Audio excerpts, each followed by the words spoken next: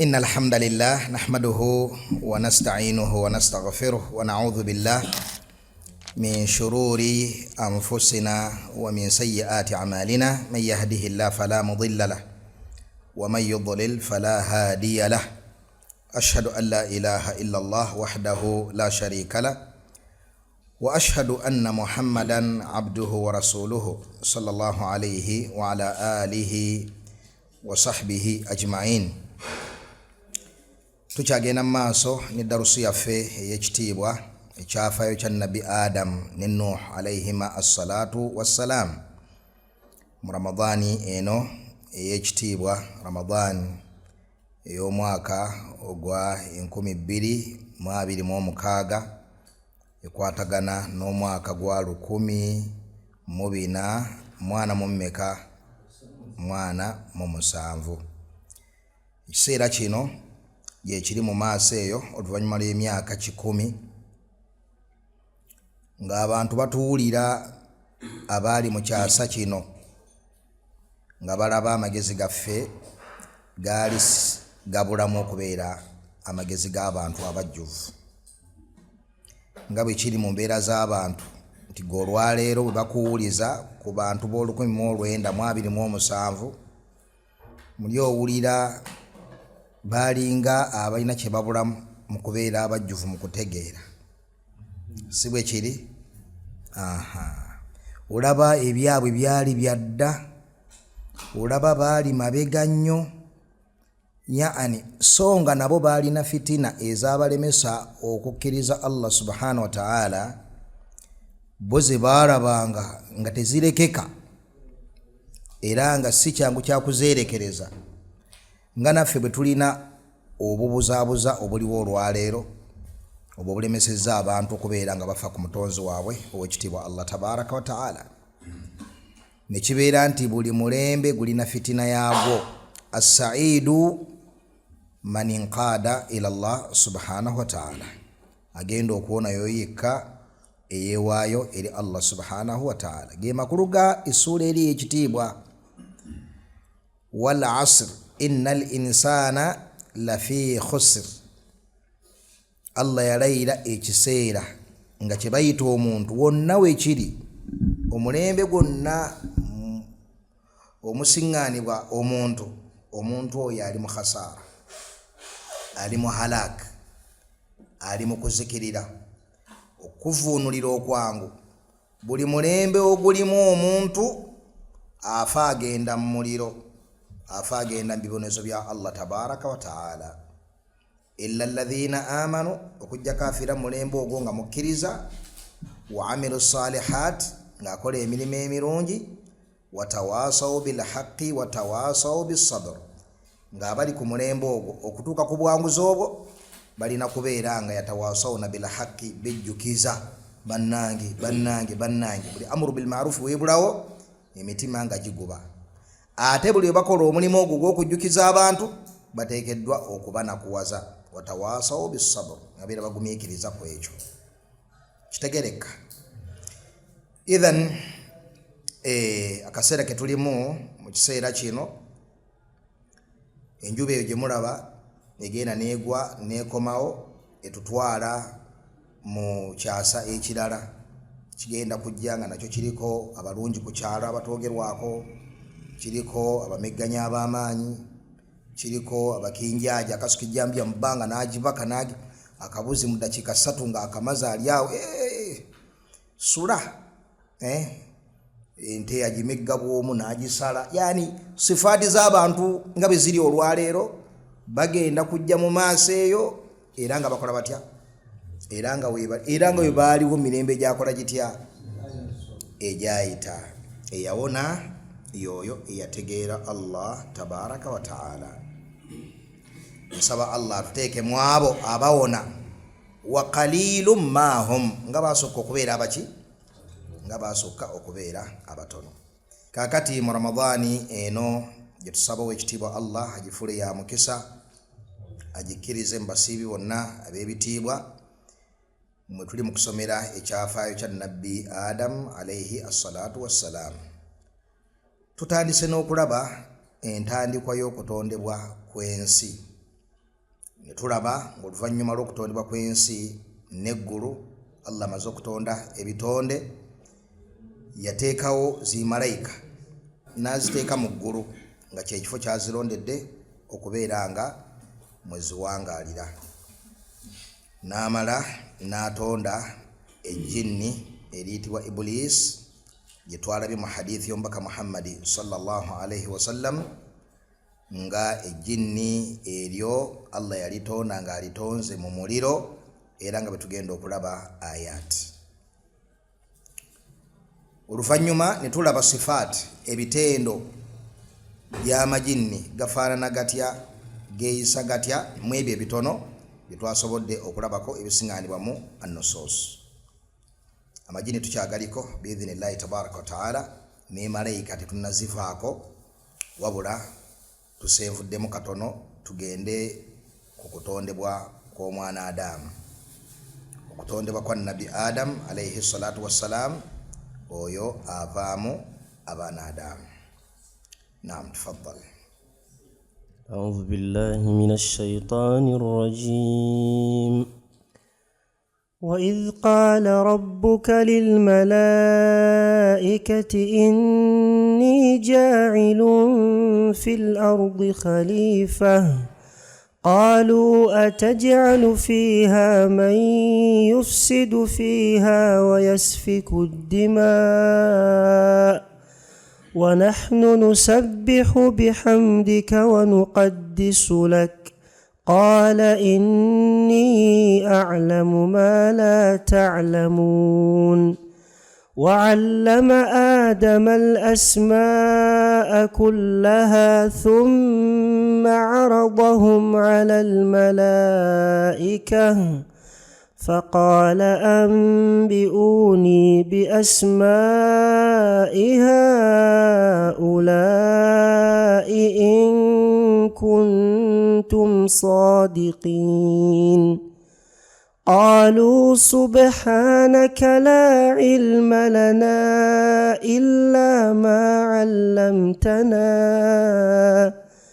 إنك أنت العليم الحكيم قال يا آدم أنبئهم بأسمائهم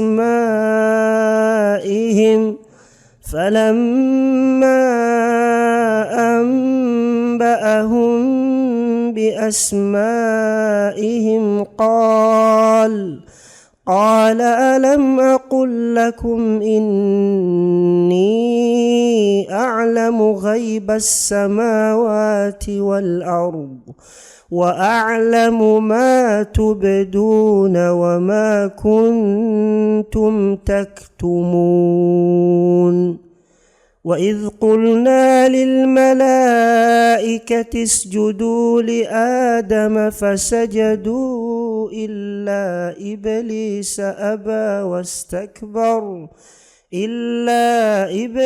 أبى واستكبر وكان من الكافرين وقلنا يا آدم اسكن أنت وزوجك الجنة وكلا منها رغدا حيث شئتما ولا تقربا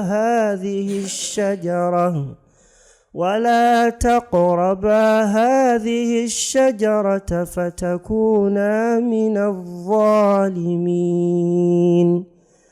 فأزلهما الشيطان عنها فأخرجهما مما كانا فيه وقلنا اهبطوا بعضكم لبعض عدو ولكم في الأرض مستقر ومتاع إلى حين فتلقى آدم من ربه كلمات فتاب عليه إنه هو التواب الرحيم.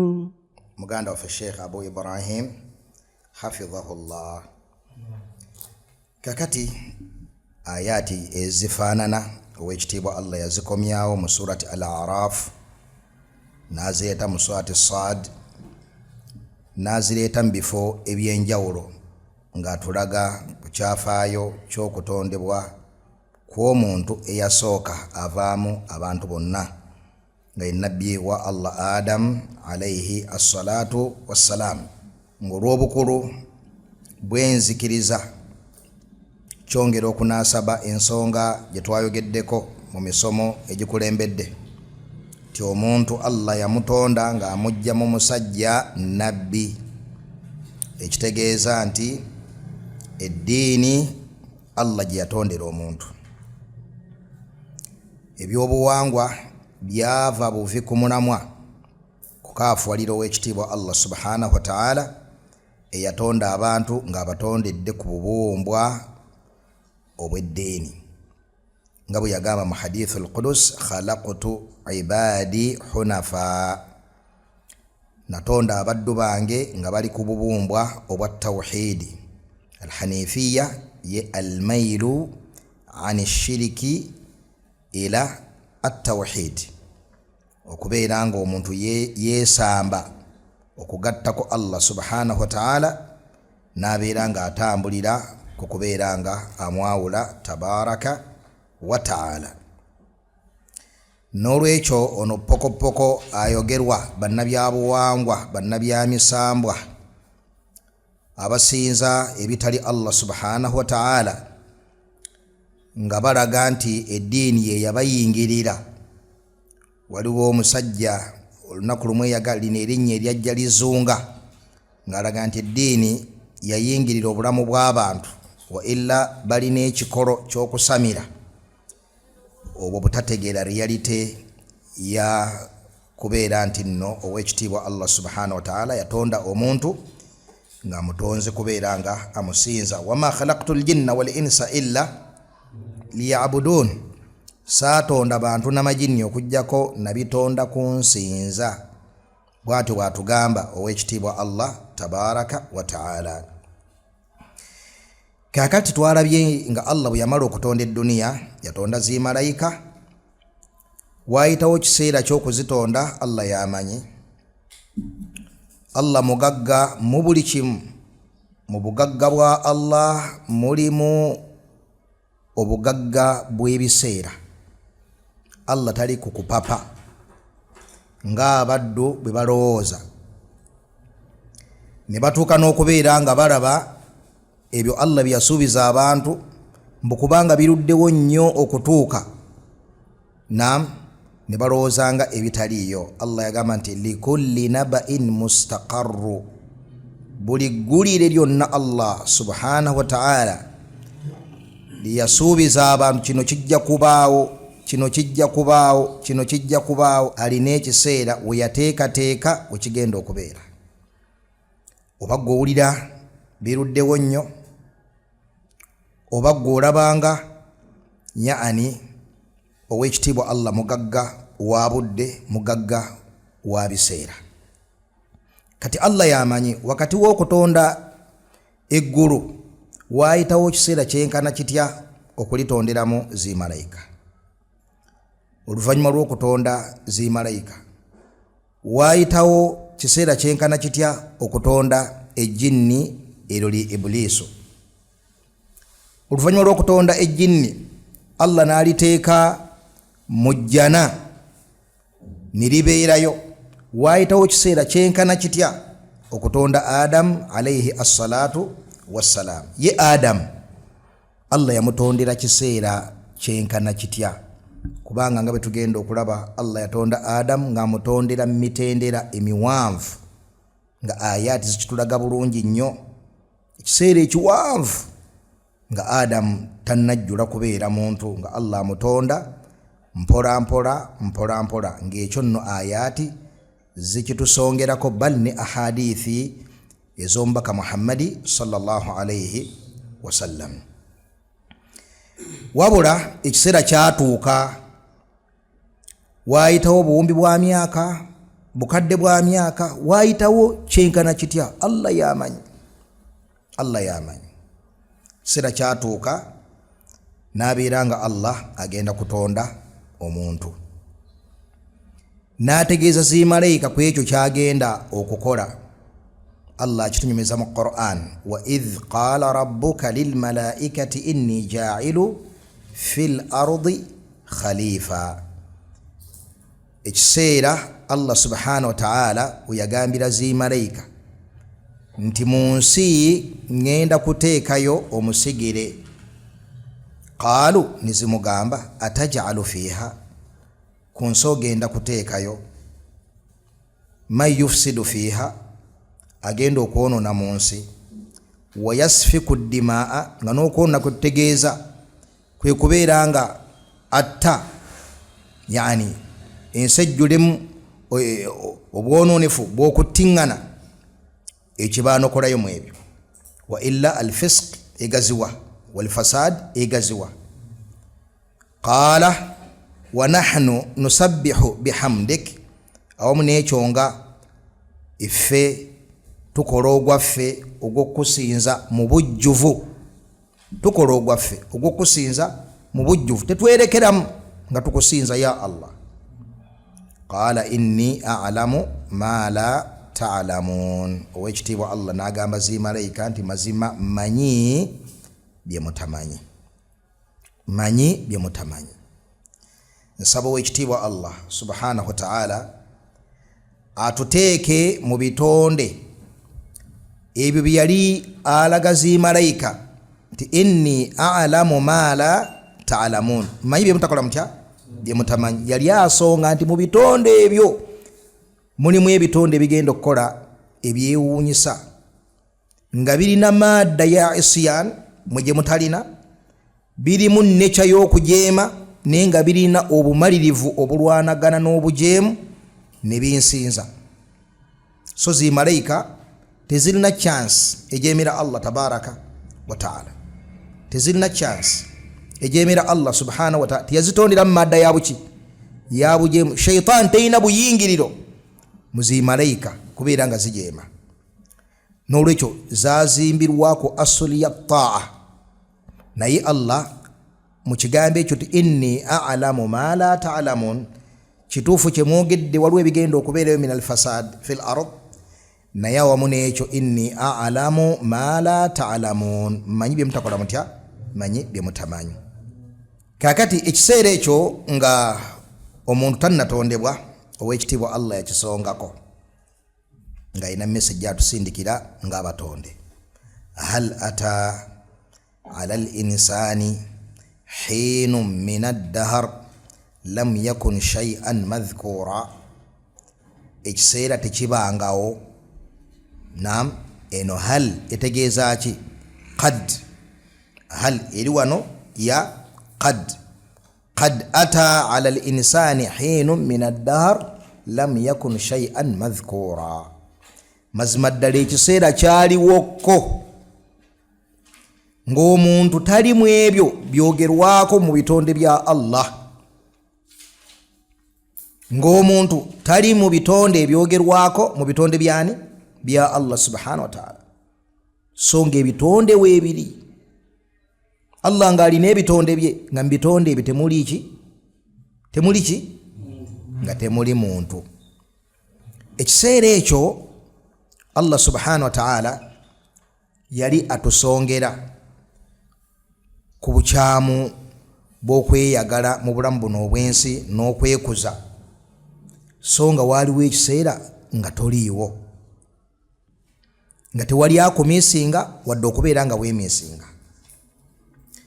Ekiseera ne kijja, Allah n'ateekawo omuntu, naye dhaati yo ggwe iggwate naawe mu ngeri y'emu nga tokola otya? Nga toliiwo.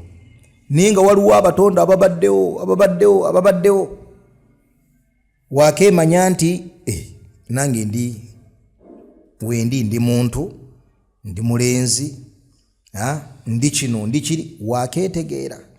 Recently bakyaliwo ne ku kyalo nga bamanyi maama wo nga muto, ku kyalo kwe bali nga maama wo kawala kaki kato, bali ku kyalo basangako nga maama wo tannazaalibwa, era nga maama wo emyaka 5 neka kana akaana kazaliddwa jjo tebaliko ko kyato basangako kana akaana kazaliddwa jjo.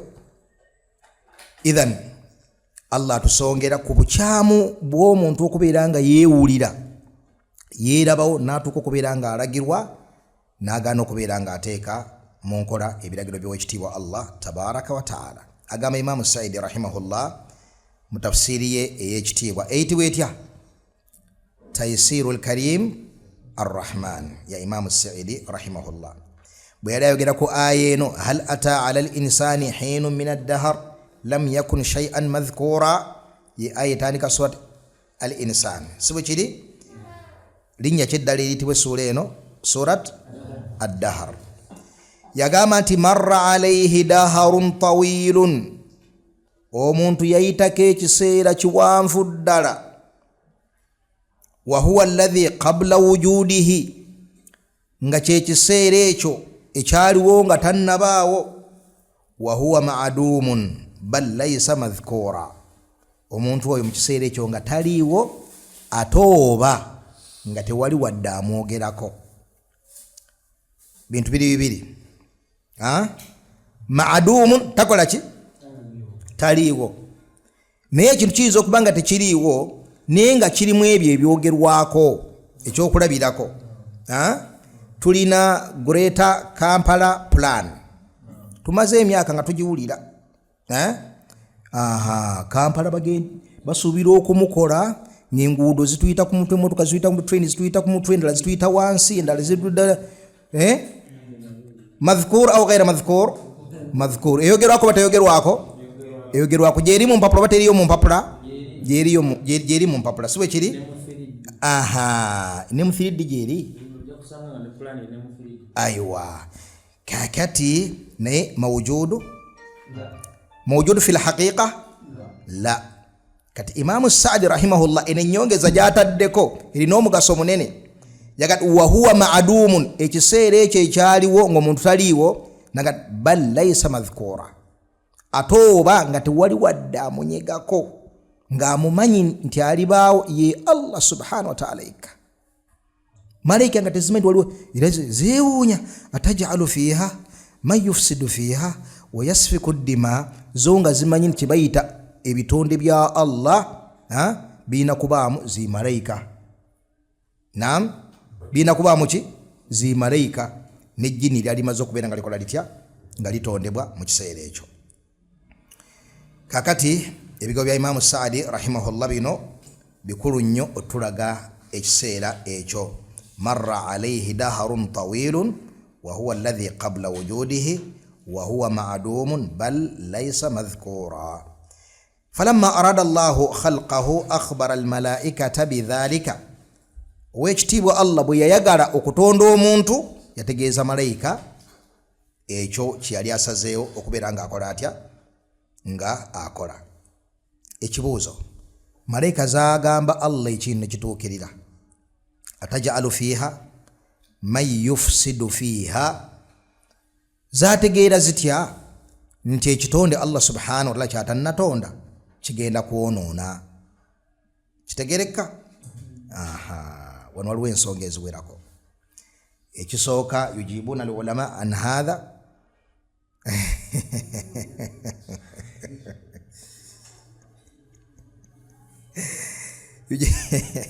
yujibuna al-ulama an hadha, bawula baanukula ensonga eyo nga bagamba ali khalas ali jago tule wano.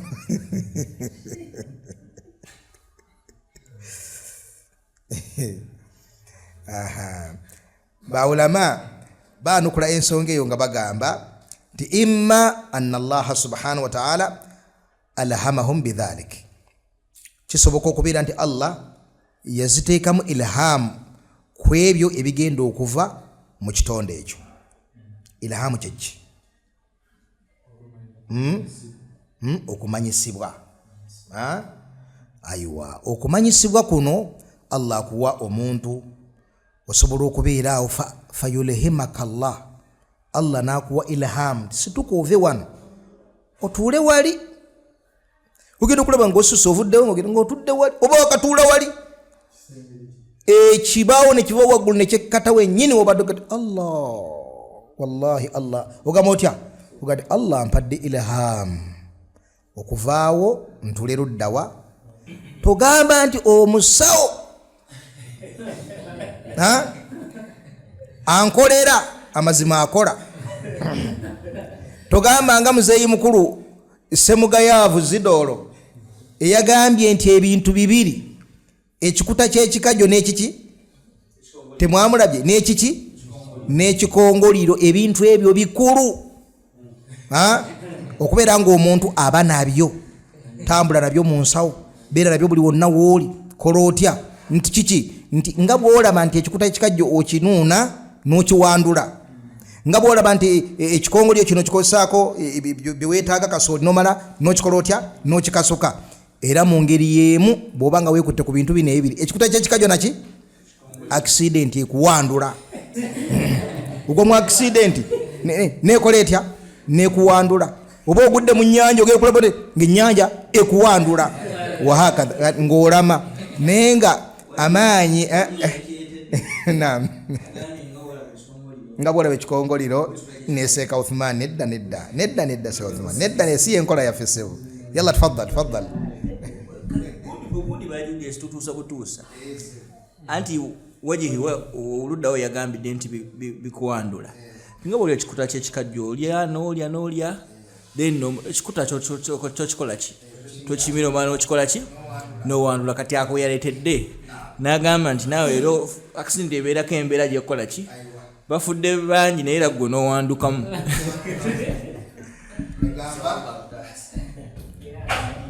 olw'okwekwata ku kiki olw'okwekwata ku kikuta ky'ekikajjo subhanallah njagala weewuunye obwongo bw'abashiriku nsaba Allah ataase shiriki Allah yagamba mu Qur'an waman yarghab an millati Ibrahima illa man safiha nafsahu ani oyo ayinza okuva ku nkola ya tawhidi Nabi Ibrahima gye yaliko angila obubuyabuya kuki ku mwoyo gwe kakati ilham kyekyo nti Allah asooka okuteekamu ekirowoozo obadde ogenda gy'ogenda nga togenda n'osigala n'okola otya n'osigala alhamaka Allahu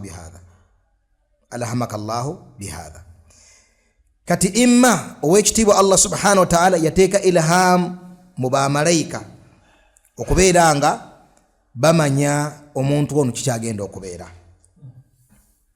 oba akhbarahum bihadha oba yababuulirira ddala omuntu ono kyagenda okukola ki kyagenda okubeera amma abaleeta kissa etaliiko mutwe n'amagulu teriiko aya eginywezaawo wadde hadithi eginywezaawo nti ku nsi waali wasoose okubeerayo amajinni ne gagwamu ekinyolankoto wakati waago ne getta bubi nnyo malayika ne zijja ne zironda ekyana ekito ekyo kiyitibwa Azaziru kyali kya myaka 2,000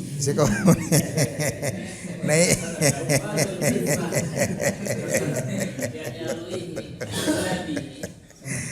sika Muhammad Ibrahim matovu atugambye nti batuga kyali kya myaka 10,000 naye nga kyana kiki kikulaga nti amajini gawangaala ki nnyo malayika ne zeetikka ekyana kino ne zikitwala mu ggulu ng'ekyana kiyitibwa kitya Azaziru ne kiwangaala n'ezi malayika era nga ekyo ekyana kye kigenda okufuuka ki Ibuliisu naam eyo kissa teriiko mutwe n'amagulu era obujulizi bwa Qur'an bugijjirawo ddala nga bwe tugenda okubulaba ng'ow'ekitiibwa Allah subhanahu wa ta'ala ku nsi omuntu yakkako ne ejjinni eryo Nabbi Adamu yakka ku nsi ne mukyala we n'ejjinni nga lwerukka ku nsi olwasooka okubeera ku nsi kubeerako ki walakum fiha mustaqarru wa mata'un ila hin kitegese bulungi ku nsi okulaba Allah bwaga awe mugenda okubeera okutuuka ekiseera Allah kyakola ki kyeyagereka. N'olwekyo eyo kissa teriko omutwe naki n'amagulu eya Azazir. Tayib, kakati ow'ekitiibwa Muhammad sallallahu alaihi wasallam atunyumiza ku ngeri ow'ekitiibwa Allah tabaraka wa ta'ala yatondamu omuntu. Wano ng'atulaga ku matiriyo muyamutonda. Hadithi ya Abu Musa al-Ash'ari eri muttafaqun alayhi, eri Bukhari ne Muslim. Agamba alayhi salatu wassalam, inna Allaha khalaqa Adama min qabadaha min jami'i al-ard. Owekitiibwa Allah tabaraka wa ta'ala yatonda nabbi Adam alayhi salatu wassalam min qabda, nga mutonda mu luyoola lw'ettaka olwayoolebwa mu buli kafo mu bifo ebyensi. Mu buli kafo mu bifo ebyaki ebyensi. Amakulu Allah mu bifo ebyenjawulo yagendanga ajjayo ettaka lyagenda okubeera nga atondamu Adam alayhi salatu wassalam. Agamba fajaa banu Adama ala qadari al-ard, abaana Adamu ne bajja nga bafaanana ebika by'ettaka bye baavaamu. Agamba fajaa minhum al-abyad, mubo ne muvaamu abeeru, wal ahmar ne muvaamu abamyufu, wal aswad naffe bakaddugala ne tujja, wa bayna dhalik n'abali wakatikati awo, wal khabithu ne mubaamu ababi. Al khubuthi wano tetegeeza bwa kubeera agili. Khubuthi kye wano ekiri wano obubi buno bwe bwaki obwa baadi, ekintu ekiri baadi sitteka nkibeera agili. Amakulu al khubuth an nafsi, omuntu okubeera nga omutima gwe mubi, mukakanyavu, ayina ebitende ebibi, kyebayita al khabith. Wal khabith wat tayyib, ne muvaamu abaki ababi n'abalungi. Wasahal, n'abali simple. Wal hazn, n'abali raf. Sahabi ki nabbi gwe yayagala okukyusa erinnya munnange n'alemera ku linnya eryo n'atalikyusa? Yali ani? Aywa, bamuyita ani? Hazn al-Makhzumi. Aywa, yagamba nti ya Rasulullah tokyusa linnya taata liyampa. Nabbi ng'amugambye kyusa erinnya eryo Hazn. Sayise bulungi? Nga nti ya Rasulullah erinnya lino tewalikyusiza linnya taata lyakola ki liyampa. Nabbi laga n'alimulekera. Agamba Sa'id ibn al-Musayyib agamba atya, falam yazal alhuzuna fiina, nitubeera nga ffe famire yaffe etendebwa n'ekitendo ky'okubeera rafu, tuli rafu. Nabbi yayagala akyuse erinnya lya jjajjaabwe n'atatwala nasiha ya Nabbi sallallahu alaihi wasallam. Nabbi n'alimulekera, kitegeeza nti erinnya lirina athar ku bannyini lyo. Kasa famire gituufe ffe baddwaddwaddwa, era ogenda obbalaba nga baddwaddwaddwa, abalamamu babeera batonotono, abasinga baddwaddwaddwa. Muleke ate mulaba era bibaddwaddwaddwa, muleke ate onayomba nayo namusobola, togimali be baddwaddwaddwa. Wahakadha bakulazikulabe n'ebirala ebifaanaganako bwebityo. Mpiso kiteyeesigamwa nalyo linnya gyebali, mpiso teyeesigamwa naku musana. Aywa, zirindaba okwange abo bonna. Aywa, kakati sahabi ono ow'ekitiibwa Hazn kyetwagaddemu kyerinnya litegeeza ki raf. Kati nabbi agambye mwaba abantu mulimu abajja nga balina alhuzuna sikha al-huzuna al-musayyibun haznin so si hazn naam aywa kitegeeza ki raf sajja kakanyavu kabyo bintu byesibyangu opposite ya as-suhula obwangu naam agenda maaso n'agamba wa baina dhalik n'abantu abali wakati kati mu bitendo ebyo ekibuuzo hal nafhamu min hadha anna Allah subhanahu wa ta'ala jabara ibadahu ala sifati adh-dhamima wa ala sifati at-tayyiba tutegeera mu hadithi eno abaffe nti owekitiibwa Allah subhanahu wa ta'ala mu kutonda abantu nga batonze mu ttaka ery'enjawulo ne bavaayo n'ebitendo ebifaanana ettaka eryo abaffe Allah tutegeerawo nti nno yakaka abantu okubeera n'ebitendo bino ebibi oba ebirungi okwanukula nti nedda tugenda kigaziya musomo gwaffe oguddako wafaqa Allahu al-jamii' lima yuhibbuhu wa yarda walhamdulillahi rabbil alamin.